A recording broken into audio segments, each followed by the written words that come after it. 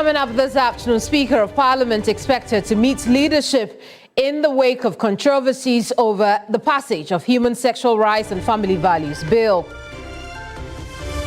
Also this hour, 15 people confirmed dead after fatal road crash at Pekichame in the Volta region.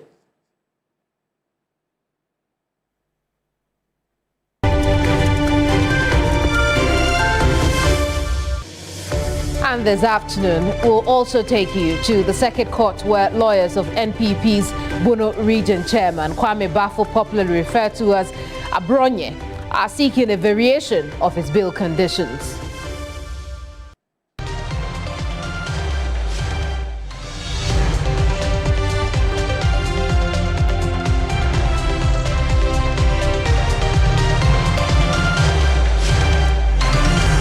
News Central live on TV3. I'm Kemeni Amano. The news starts right now.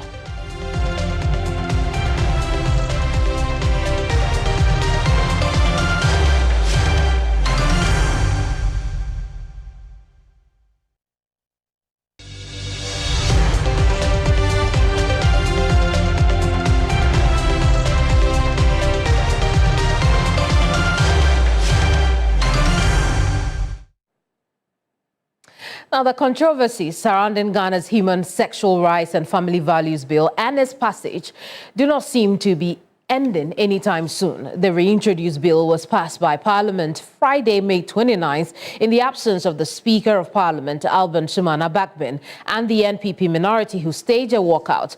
Now the Speaker says he's surprised the bill was passed because there was no consensus or quorum.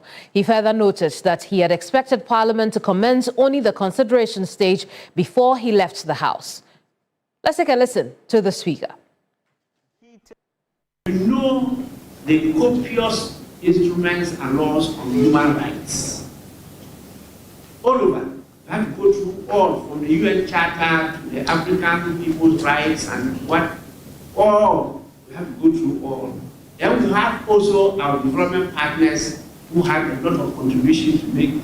We have the United Nations coming in with proposals, some memo and everything. We as Ghanaians also have to dig deeper into our cultures, our customs, our values before we came out with what was passed on Friday.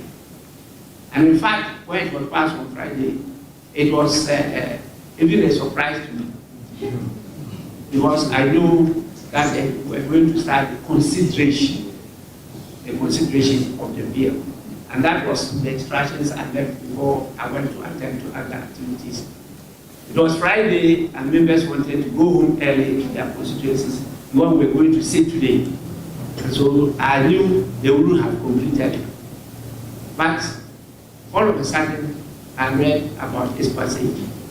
I reacted, and later I saw on TV all the things that happened. And so this evening, I've asked the leaders to meet me in my office. So they'll be here for us to go through it. This is such a critical bill that we believe there must be consensus. But it's not about passing bill. It's about implementing it and making sure that it benefits the people. Now, speaking during a question and answer session at Chatham House in the UK, President Mahama said several procedural and legal issues surrounding the bill must first be addressed before any decision is taken on presidential assent. Let's listen to the President. Parliament has been considering it, and it was supposed to have been passed last week. There have been a few issues raised. One, that there wasn't quorum when it was passed. That's an issue that has come up. And then two, there were some procedural lapses in terms of its passage. I just got some communication that the Speaker was reading a statement to address the issue of the lapses in the passage of the bill. And so, like I said, when I was the opposition leader, the President has a number of options in this matter. It must come for assent, and so once the president gets it, you go through it because you are not part of the discussion in Parliament.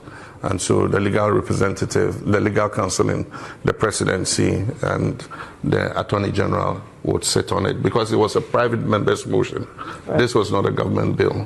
And so we'll look at it and make sure that everything is in order before the president is advised to assent. The president has another option if there are some things that he thinks are a problem. He can refer to the Council of State for advice. The Council of State is an advisory body to the president, and so they will take a look at it, and then they will advise the president. And if there are issues, substantial issues that are raised, the president would return the bill to Parliament, indicating exactly what the issues are. And so there's still quite a while to go before that bill becomes law.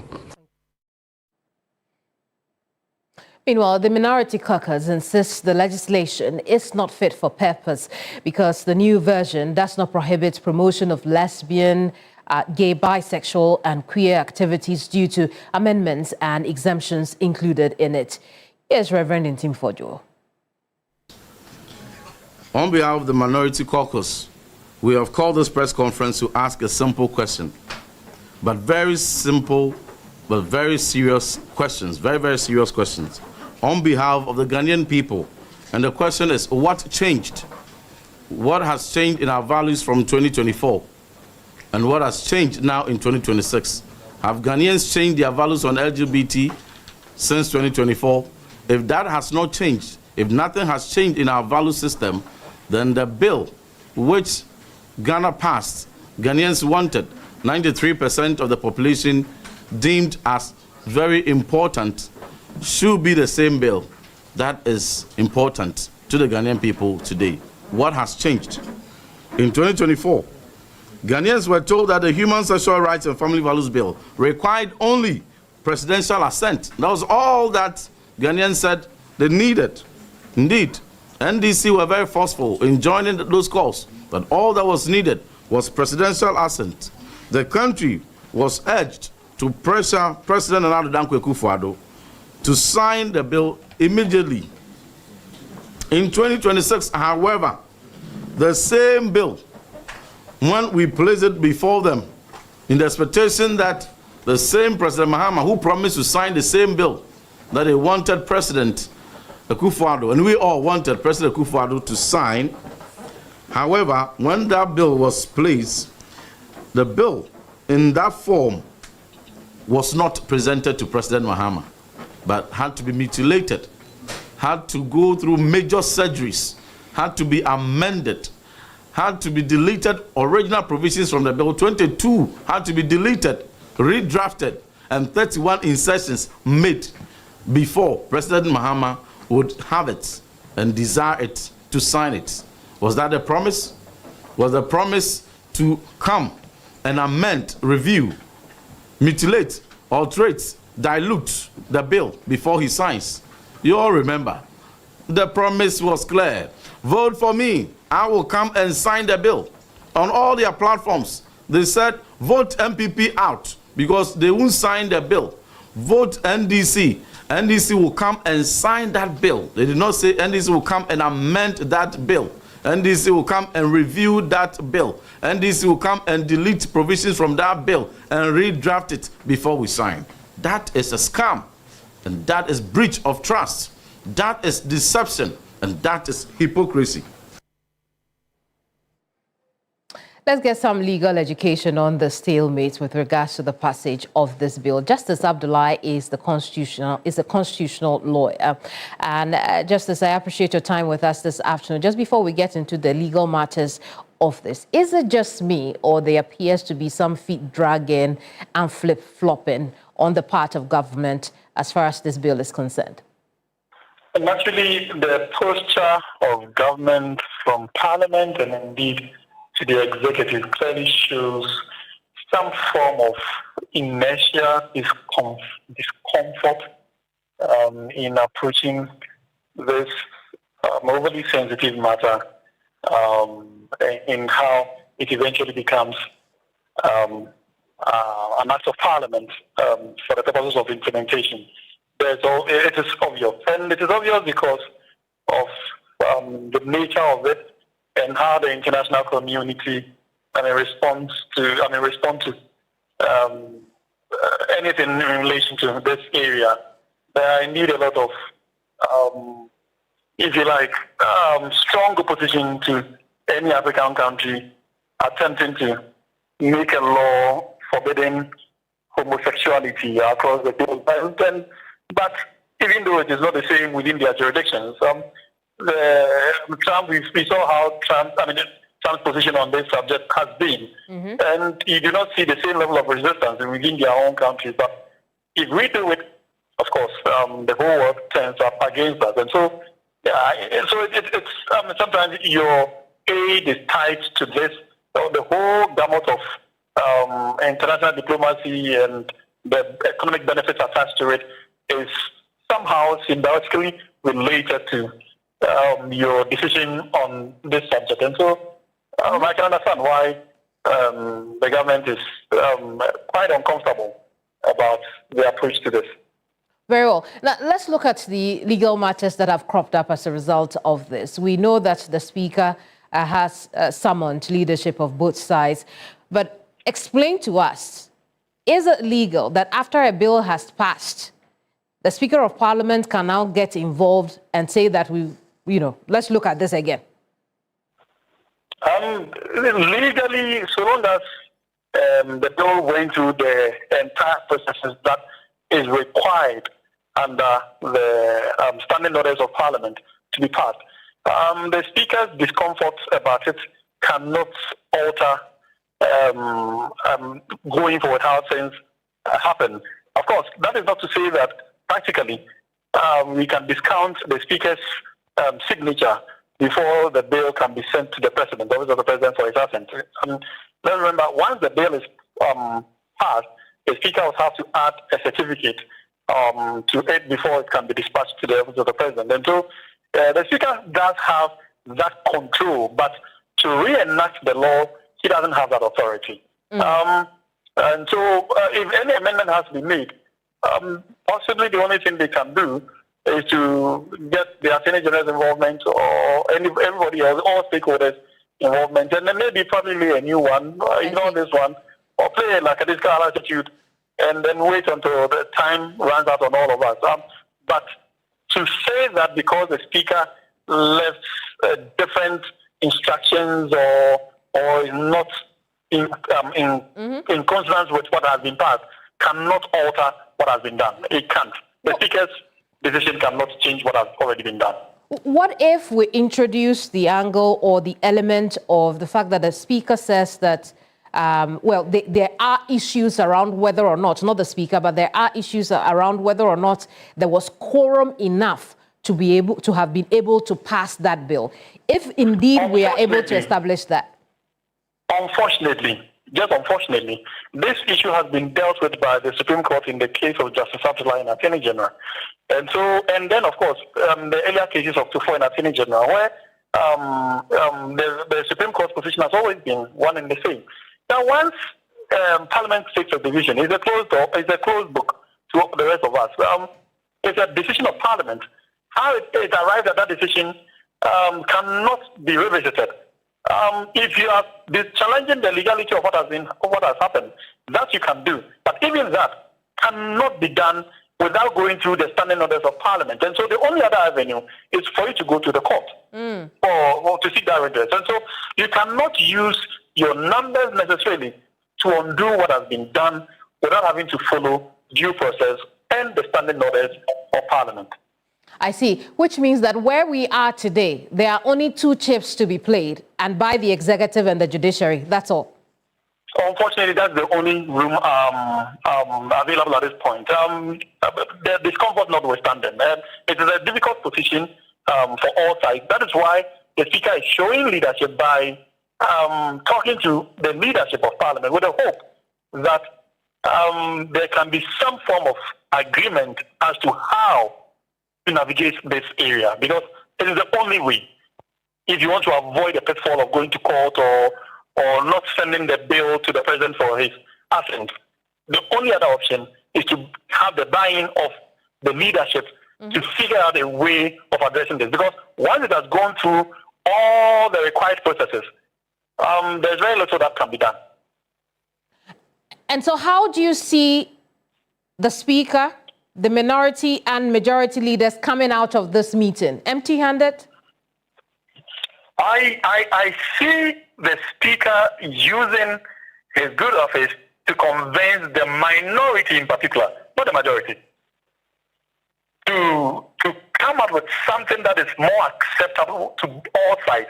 Now, let's remember that the majority indeed has the numbers, even if the minority does not agree to whatever proposal the Speaker is at this point thinking of. And I am trying to figure out exactly what the Speaker is trying to achieve in this. Because once the bill has been passed, I do not know how he can usher in an amendment into what has been passed without having to present a completely new bill. And so I am trying to really understand the object of the Speaker's meeting, engagement with the leadership first off, before we can even think of the solutions that he is envisaging to be a possible quality outcome of this engagement. Because it's a rather difficult position once this breach has been caused.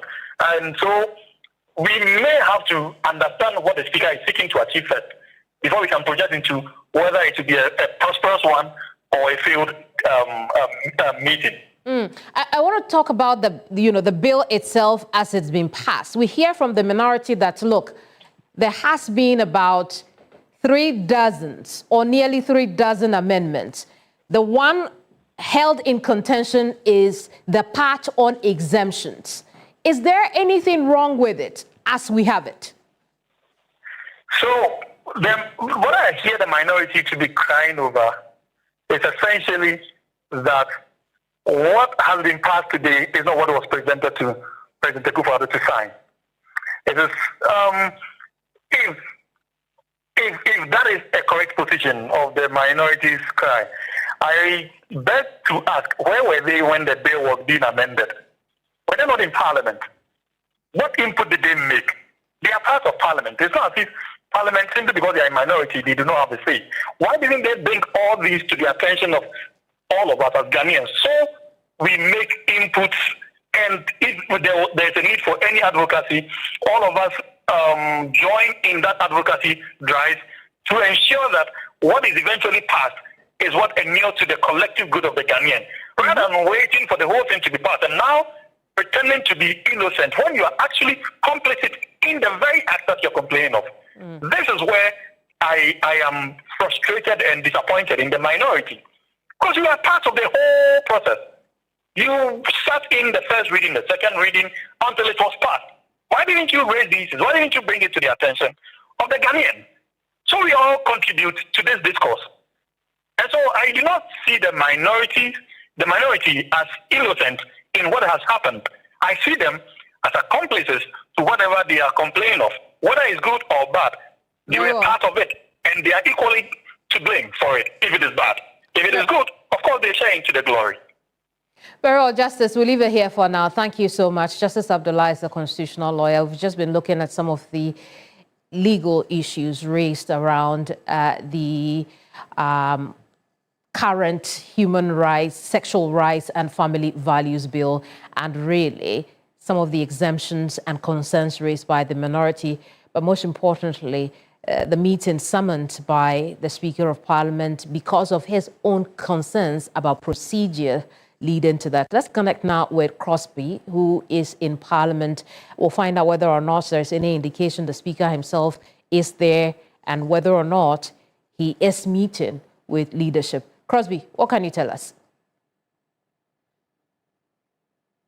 Well, Kamini, so it will be an interesting day in Parliament, just like all other days. Today, for instance, we're expecting to have some conversations going on in the House. Amongst them is the levels of some bills that we're talking about. This is the order paper of the House. The Community Service Bill is expected to be considered today, the Interstate Succession Bill, and then Maritime and Related Offences Bill 2026. These bills are on the table to be deliberated upon today.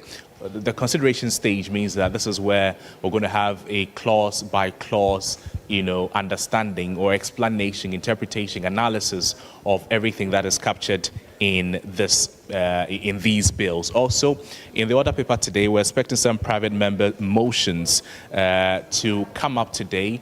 And if that happens too, it means that the House will be willing to talk about it. As part of the expectations today is also that the Minister for Communications, Samuel Nati George, is expected to come to the House today and then respond to some questions.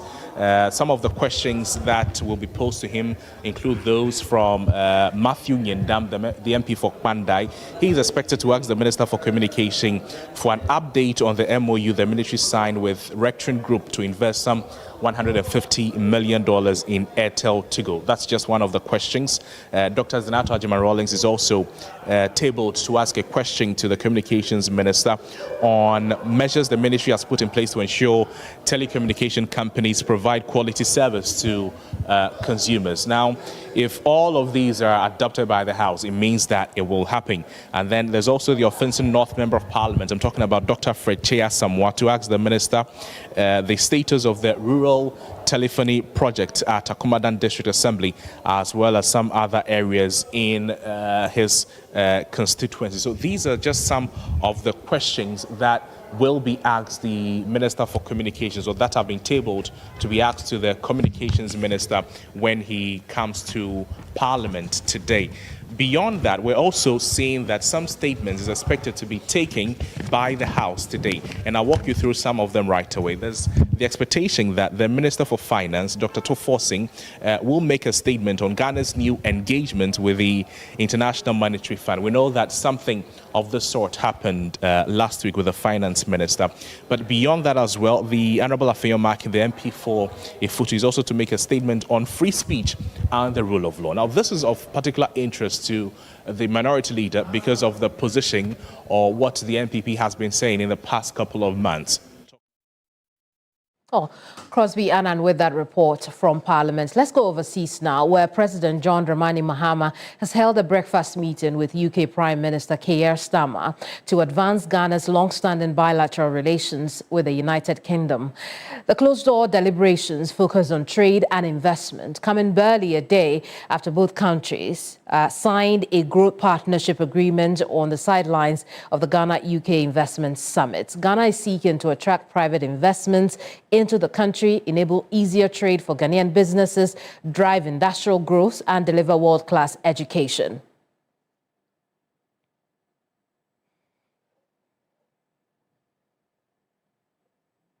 Let's connect now with Christian Yale, who is traveling with the president on this trip to the United Kingdom. Christian, the president has been speaking with Keir Starmer, the UK Prime Minister.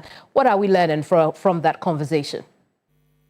In fact, Kamini, when you look at the conversations that the president has had with the UK Prime Minister, largely everything has centered around job creation, opportunities, bankable opportunities, as well as bilateral relations between Ghana and the UK. Just yesterday, that landmark, growth partnership agreement was signed at the Ghana-UK Investment Summit. In fact, Kamini, right now I have seen the UK Prime Minister Keir Starmer make a post welcoming the president and talking about why their interactions matters, especially backing UK job opportunities and as well helping Ghana. Kamini, we know that about 670 UK foreign direct investment opportunities or businesses are in Ghana as we speak. And last year alone, we had about 1.8 billion pounds coming out of these partnerships. And so it has become only necessary. UK has one of the vibrant Ghanaian communities that you can ever have. And so with the president's breakfast meeting with Keir Starmer, it just signals again that renewal of the friendship that these two countries share and the history between Ghana and the UK that dates all the way back to the colonial era. And so if I should just read verbatim what the Prime Minister posted, he says that, "Welcome to Downing Street, President Mahama. Today we are building even stronger relationship between our two countries," and says that they are backing British jobs and attracting investment into the UK. And so that is basically the essence of it. And we know that the president was there with some critical, sector ministers to also advance that bilateral relations and push for the kind of investment that Ghana needs coming in. Do we know what else the president is doing in the United Kingdom after visiting 10 Downing Street?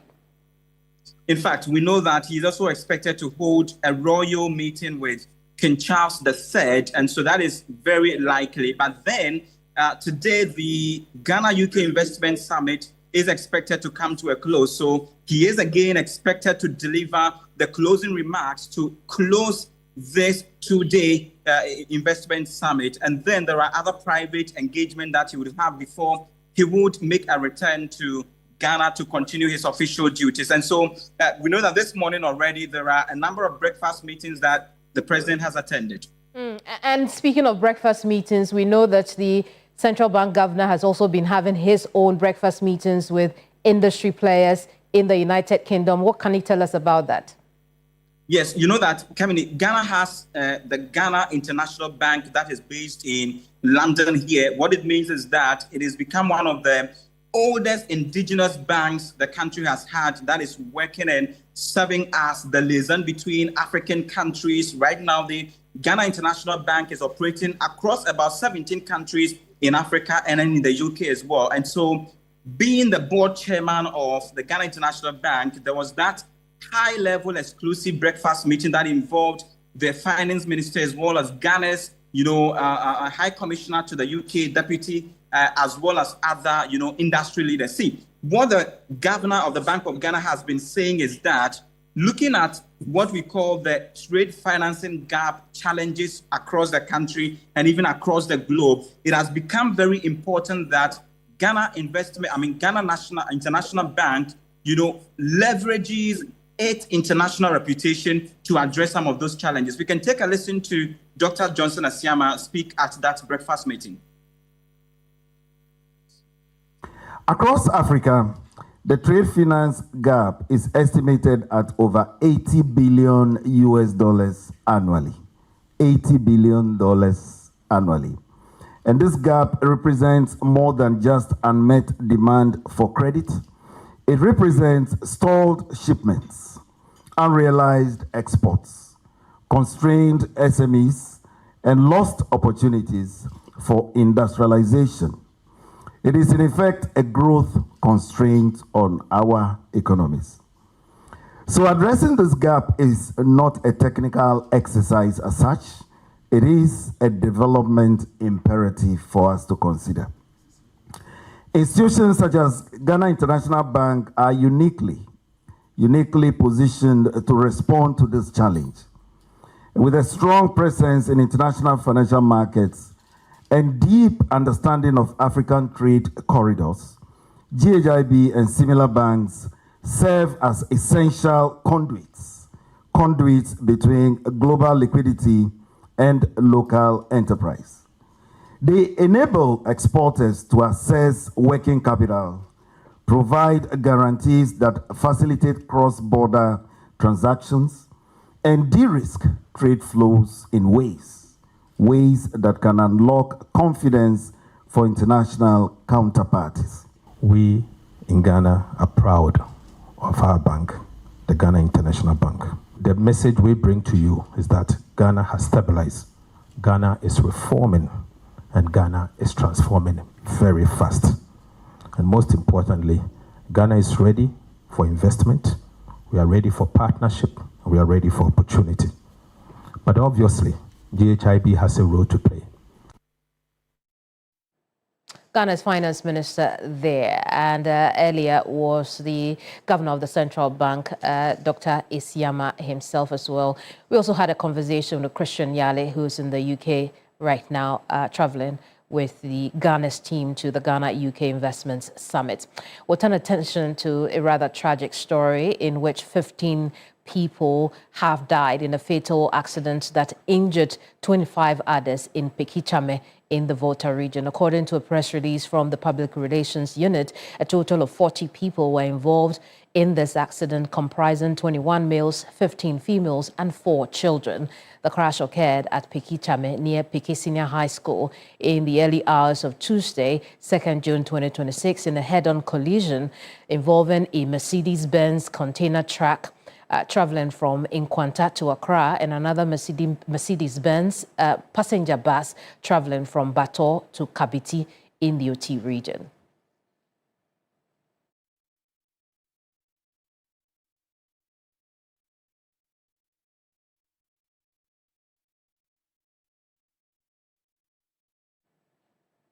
Now, the Ghana National Fire Service have been on this development since news broke of this accident. Alex King Nate is ADO of the Fire Service in the headquarters. He's joining us with a bit more on this. Alex, what else does the Fire Service know about how this accident occurred? So thank you very much for having me. As you actually said, the accident happened around the early hours of 1:52 a.m. It is worth noting that that area is an area that is accident prone. Again, our officers at the Petit Fire Station do attend to more accidents than even they do to fires. And so it's a worrying trend, and they have to work hard through the early hours all through to be able to rescue 25 people, out of which 23 were adults and 2 were children. And then 15 people unfortunately lost their lives, 9 males and 6 females. And so it's been a worrying situation, especially speaking with my colleague in the Peki region, the Peki area. They mentioned that the area has a lot of curves. And so when people are not used to the curves within this area, and then they end up driving, especially looking at that late hour, there's that high probability for head-on collision. Again, there are no street lights there, and so looking at an area that has a lot of curves in there and low visibility, it makes it quite difficult. It makes it quite difficult to be able to navigate the terrain. So as we speak, the district commander for the area is visiting the victims along with the DCV so that they'll be able to get some more insight more insight as to what could have really caused this accident. So the cause of the accident is currently under investigation. Alex, we'll leave it here. Thank you so much for talking to us. We'll stay on this rather tragic and heartbreaking story. We'll connect now with Faisal Abdul-Idrisu, who's our correspondent. Well, my understanding is we cannot connect with Faisal at this time. Perhaps in subsequent broadcasts we will do so. But here's what you can expect when we come back from this break. Lawyers of NPP's Bono Region Chairman Abronye DC seek variation of bail conditions for their client. We'll tell you how that played out in court on the other side of this break.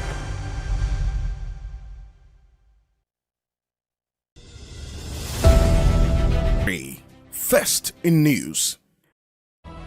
Ghana's Most Beautiful is 20 years, and to kickstart the special anniversary season, you are warmly invited to an exclusive royal ball and fundraiser for a legacy project. An evening shared with our cherished partners, distinguished past queens, and the remarkable individuals who have shaped this journey over the years. Join us at 8 p.m. sharp on the 6th of June at the Adisa Pavilion within the prestigious Labadi Beach Hotel. Red carpet is live at 6 p.m. Come for the elegance, stay for the purpose, be part of the legacy. Ghana's Most Beautiful, 20 years of culture, grace and legacy. This event is strictly by invitation.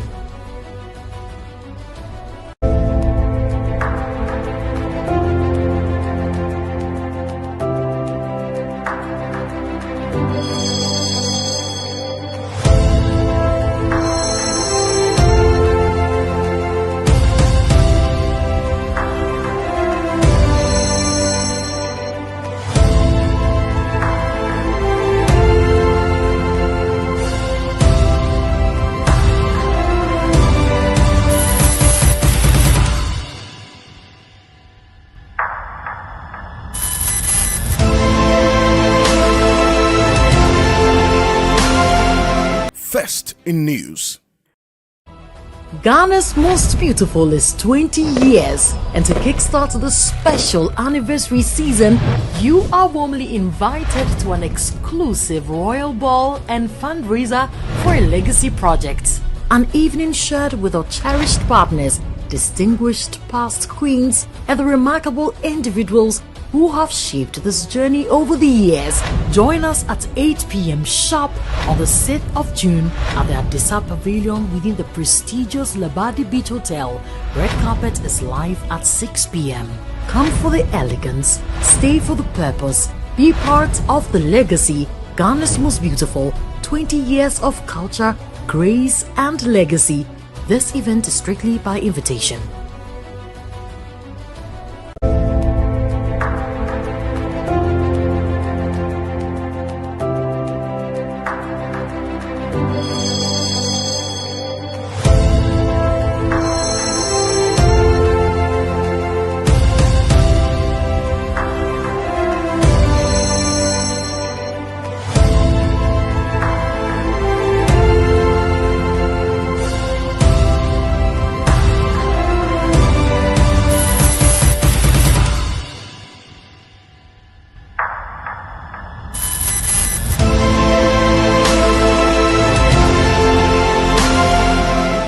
First in news. Ghana's Most Beautiful is 20 years, and to kickstart the special anniversary season, you are warmly invited to an exclusive royal ball and fundraiser for a legacy project.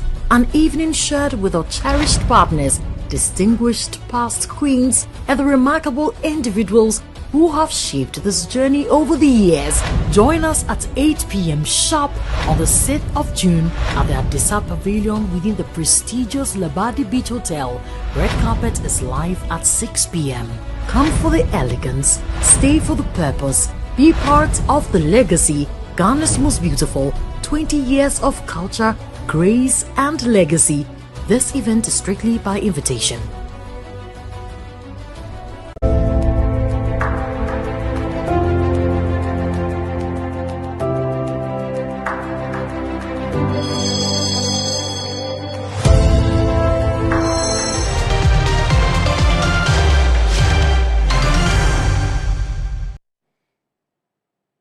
Welcome back to News Central here on TV3. I'm Kamini Amano.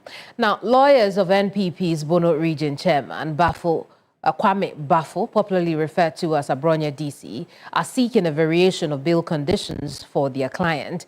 Abronya is on a 100,000 cedi bail with 2 sureties to be justified. He's also to deposit his travel documents with the court registrar and report to the police CID every fortnight.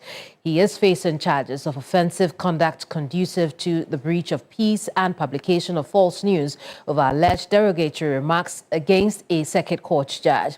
Earlier, the presiding judge at the circuit court cautioned counsel for Abronya, who raised objections to court proceedings which they noted were incomplete.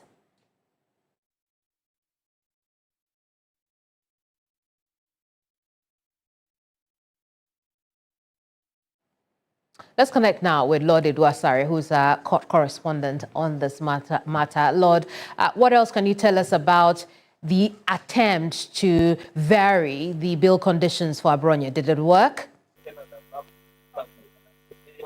Unfortunately not, Kemini. So basically, Abronya and his lawyers came to court today seeking to vary the bail conditions. We understand has to do with him depositing his travel documents to the court registrar. In the bail variation application, which is yet to be moved, they are seeking that his passports and travel documents essentially be released to him for medical reasons, among other things. Now, when the case was called today, the court indicated that they had just been served with that, with those processes, and then the prosecution in the matter had also indicated that they had filed an affidavit of opposition, which they had also served to the court. So the court asked that they will have to adjourn the case to basically assess and go through the documentation of the processes which has been filed by the lawyers for Abronya as well as the prosecution. And so the case has been adjourned to Thursday for the motion to be heard and then ruling on the matter. But even before the High Court case, there was a bit of drama at the Circuit Court. You remember that Abronye was remanded into BNI custody over charges of publication of false news, and then one other charge that has to do with stirring up the public with regards to making alleged derogatory remarks concerning a Circuit Court judge. Now, Abronye was before that Circuit Court judge, and then the lawyers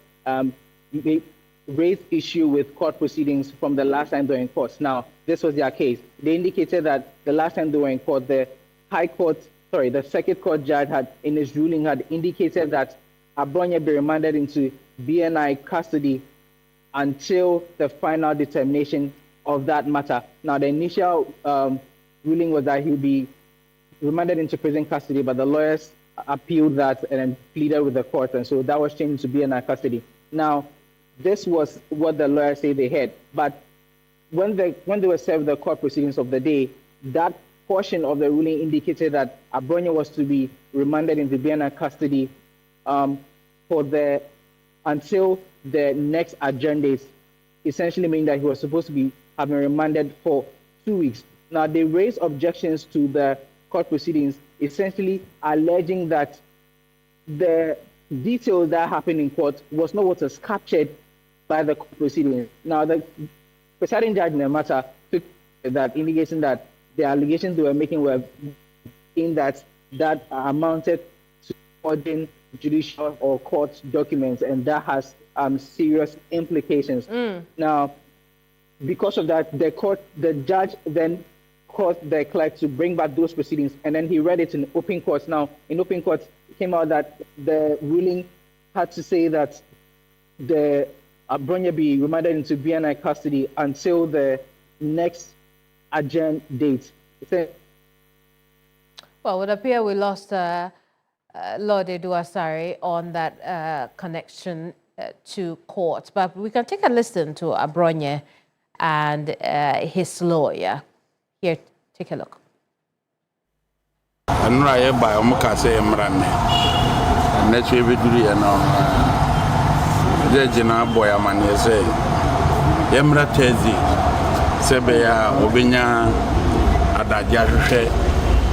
All the documents I have filed so far. The number will come back on Thursday. In court today, my lord referred to the court record and the objection we raised with the court as to the incomplete nature of the record of proceedings as we received. My lord raised that, on the record, there was nowhere that they indicated that the accused person was remanded into custody until the final determination of the case. My lord has admonished that we rectify the issue with the registrar. And now, as I said, I'm counsel on record, and my legal team has. Well, Lord Eduasare brought us that report from court, but we'll stay there because former Western Region Minister Kwabena Darko-Mensah has been discharged by the court after he testified as a third defense witness for former MPP Ashanti Regional Chairman Wontumi. Among other things, Darko-Mensah admitted during cross-examination that he was unaware of the conversation between Wontumi and Henry Okumi, who is the prosecution witness number 2, which resulted in the latter mining on his concession, Asamre Boy. Lord Eduasare reports. Bernard Enchi-Boesiakon, also known as Wontumi, is facing charges of assigning mining rights without the approval of the land minister and facilitating illegal mining operations on the Asamre Boy concession in the Western region. Former Western Regional Minister Kwabena Darko-Mensah, who also served as chairman of the Western Regional Security Council, told the court during his testimony that a formal complaint was received from Akonta Mining about the invasion of illegal mining operators on Wontumi's Asamre Boy concession. He affirmed that the complaint was written and documented and was urgently acted upon by the Security Council, as it was consistent with several complaints from other mining rights owners in the region about organized criminal groups invading concessions and carrying out illegal mining. During cross-examination by Deputy Attorney General Dr. Justice Fremsai, the former minister, who served from 2017 to 2025, disclosed that he did not personally know the prosecution's second witness, Henry Okum, the individual who testified that he was commissioned by Wontumi to mine on his concession. Henry Okum had further told the court that Wontumi did not produce any formal mining rights. Asked about the engagement between Okum and Wontumi, Dako Mensah indicated that he was unaware of the interaction between the small-scale miner and the NPP Ashanti Regional Chairman. Lead counsel and the Apia Kubi expressed satisfaction with the outcome of the testimony. Was to indicate that it was rather Chairman Wontumi and his company that made reports to his office as then chairman of the Western Regional Security Council, and that all efforts made by the Security Council to ward off illegal miners and also to redeem or reclaim the lands so degraded by illegal mining were at his instance. So today's evidence sits very well with our own, and indeed it exonerates people who engage in reclamation of degraded lands. Defense lawyers are set to call their next witness on Wednesday, June 3. Lord Idwasari, TV3 News, Accra.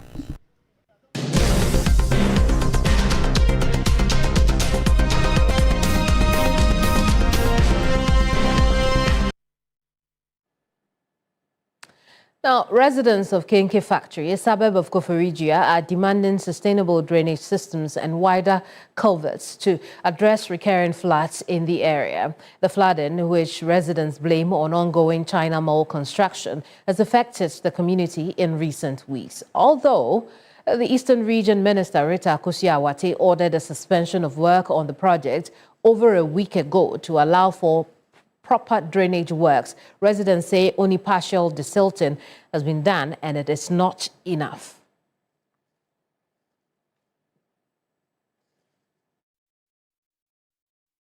Now, TV3 correspondent Yvonne Nikwe was in the community to interact with residents on their concerns and proposed solutions. Let's now hear from the residents. During construction time, for them to just have a look at it.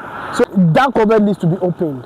Yeah, they just need to open the covert and then allow the water to flow it safely, or allow the water to flow normally, how it should be flowing. I think when they do it well, it will help the situation. Even if not all the safer, it will help somehow. Except they remove the gutters, they do the gutter well, open the gutter, the channel, so that when the rain falls, it can flow fluent or fast. Oh, I love people's materials. I'm a tailor. I sew in the house. People came and give me materials. I have many materials there. If after that, the materials that spoil, I can't dry it. Even when I dry it, there will be stains inside, and I cannot use it anymore. It's not necessary to keep it that material. So I just burn them and forget about it because it's happened already. Nana say boys be say China for abeto ha edo how be abrain. Ye di kan ekowura edem na eyi nkrofo niema.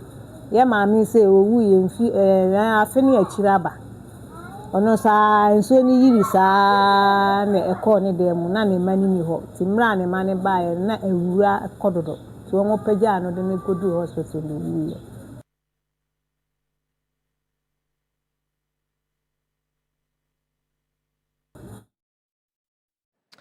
Now, some traditional leaders in Jakobu, the capital of the Amansie Central District in the Ashanti region, have protested to oppose the sit-in of the government's proposed the siting of the government's proposed 24-hour market project. Now, these residents say they are discontent that the project site has allegedly been relocated to Mile 9 instead of Jakobu. Addressing the media, Jasehene of Jakobu, Nana Enim Koko, expressed disappointment over what he described as the disregard for the concerns and interests of the traditional council and the people of Jakobu.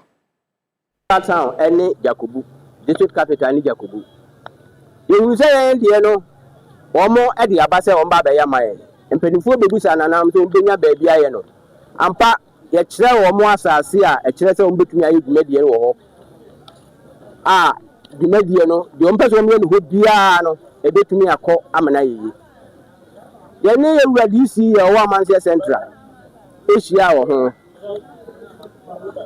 ama omo ma eti ase se ampa wo mama ya asase no ye de asase na ma wo mutidi etie bia no omo beba be edumedie no e wo hamaye. Evans Inkum is our correspondent on this beat. Evans, what more can you tell us about this protest and whether officials are willing to engage traditional leaders on their grievances?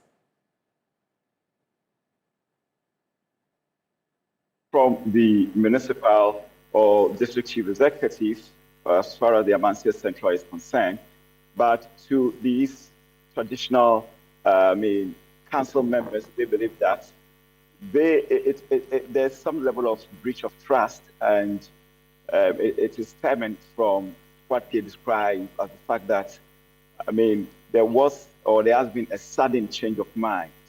Considering earlier conversation with traditional authority, I'm talking about the siting of the 24-hour market within that particular enclave, that is between the traditional authority and that of government. Because they thought that Jakobu presents some level of a vibrant business environment, very conducive for this particular project. But now it has been moved to Manang, which is about 20 kilometers away from the district capital, Jakobu. But Kemini, let me say that this is not new as far as this particular project is concerned.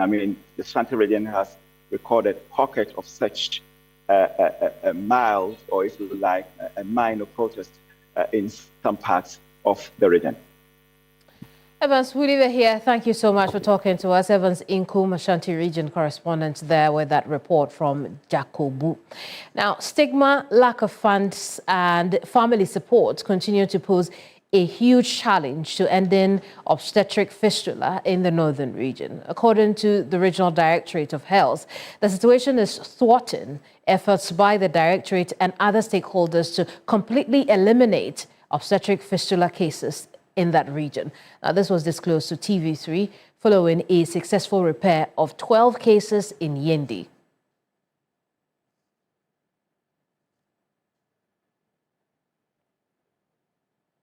Let's go to Tamale now and speak to correspondent Christopher Amwako on this matter. Christopher, what else is there to know about the widespread of fistula cases in the northern region and what it means for these 12 patients to get relief?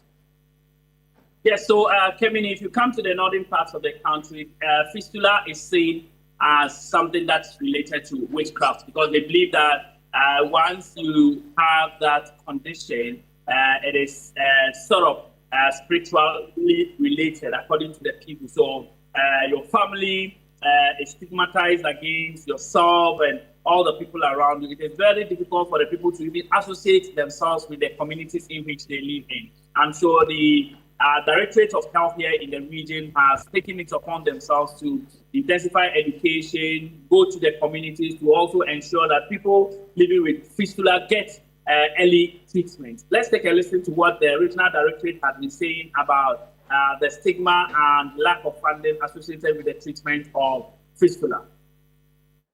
So for Northern region, we have a lot of fistula cases, but because of one or two reasons, in terms of stigma, lack of funding for the repairs, and then for the fistula cases, most of them usually don't have family support. So we find it difficult getting them to come out to accept that they actually have these conditions that they need. When a woman is suffering from fistula, some community members think that the woman is a witch or has offended their gods. And that is why this issue has befallen that client. So most of the times they are neglected. And when they stay at home for a very long time, before we are able to even identify and fetch them out for the treatment, the condition becomes worse. And because they are stigmatized, they don't also want to come out to say that they have the condition. And those who also even have the condition within the facilities, their communities, they are confined in a room. Well, Christopher, we'll leave it here for now. Thank you so much for the reporting. Christopher Mwako, Northern Region correspondent, bringing us to a close for this edition of News Central. I'm Kemini Amano. I'll see you same time tomorrow. Bye-bye.